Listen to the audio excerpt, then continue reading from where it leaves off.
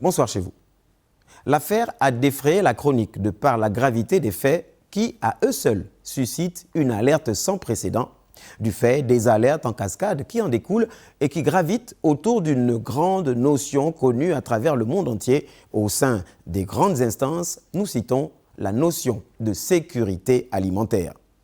Alerte autour de la sécurité alimentaire, c'est le thème qui retient l'attention de l'édito en cette semaine marquant la mi-décembre et dont la météo alimentaire, justement, annonçait déjà de grandes emplettes en termes de denrées à consommer sans modération dans le cadre des festivités marquant la fin de l'année 2024.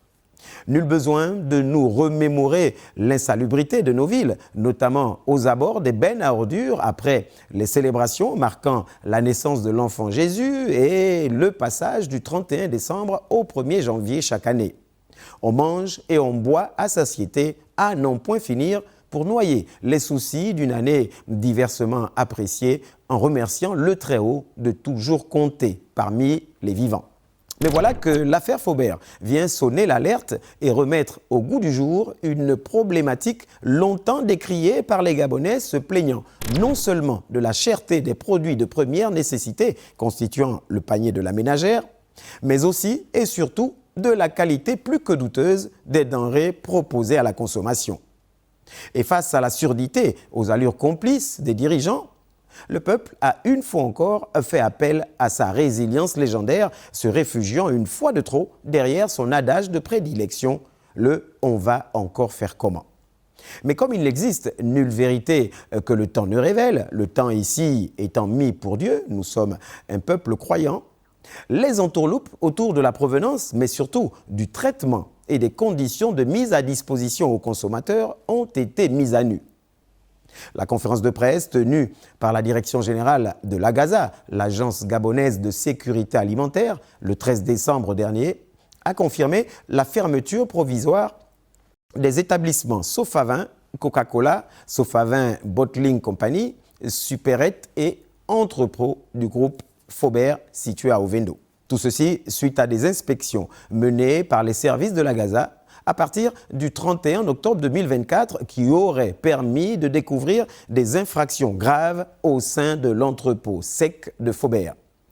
Des dates de péremption largement dépassées des ingrédients pour la production des boissons non alcoolisées à la queue de buffle, étiquetées queue de bœuf par extraordinaire, en passant par des dépôts non déclarés, bref, des pratiques de dissimulation envers les consommateurs aux allures de génocide à petit feu.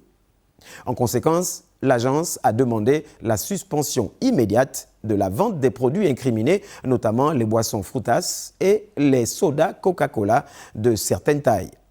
Cela dit, cette alerte à corps et à cri autour de Faubert ne vient certainement pas stopper d'un simple claquement de doigts une hémorragie inoculée et en cours depuis des années durant. Elle vient, à l'évidence, sonner le glas d'une alerte à plusieurs niveaux. Alerte, bien évidemment, sur le plan sanitaire, face à la haute négligence dans le traitement des produits destinés à la vente et à la consommation du grand public, difficile de ne pas établir un lien intrinsèque entre la hausse constatée de cas d'AVC sur une frange de la population de plus en plus jeune. Des cas d'AVC incompréhensibles et difficilement justifiables pour lesquels des doigts accusateurs ont eu vite fait de pointer, au meilleur des cas, les régimes alimentaires pas suffisamment équilibrés et au pire des cas, le vieil oncle, le grand-père ou la grand-mère au village ou même en ville dont l'espérance de vie trop longue ne peut qu'être synonyme de sorcellerie.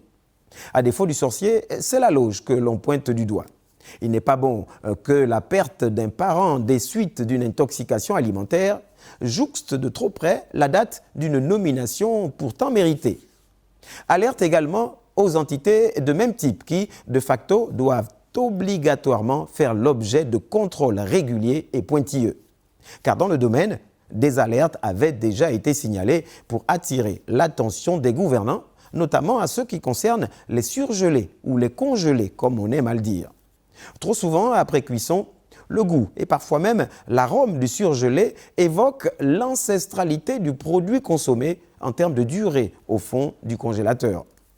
Alerte aussi et surtout pour tous les produits déjà commercialisés et vendus, attendant simplement au fond d'un congélateur domestique l'opportunité d'une table bien garnie.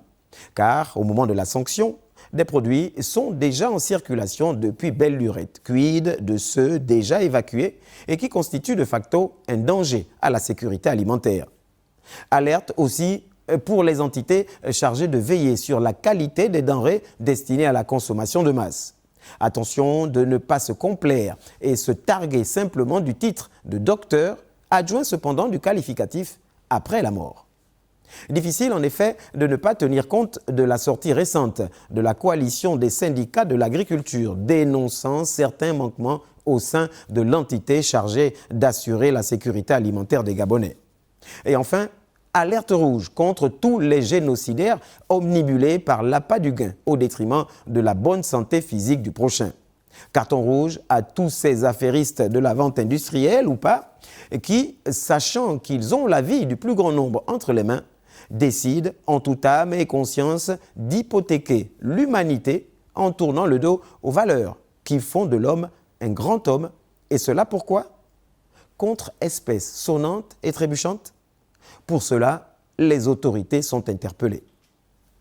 Bonsoir chez vous.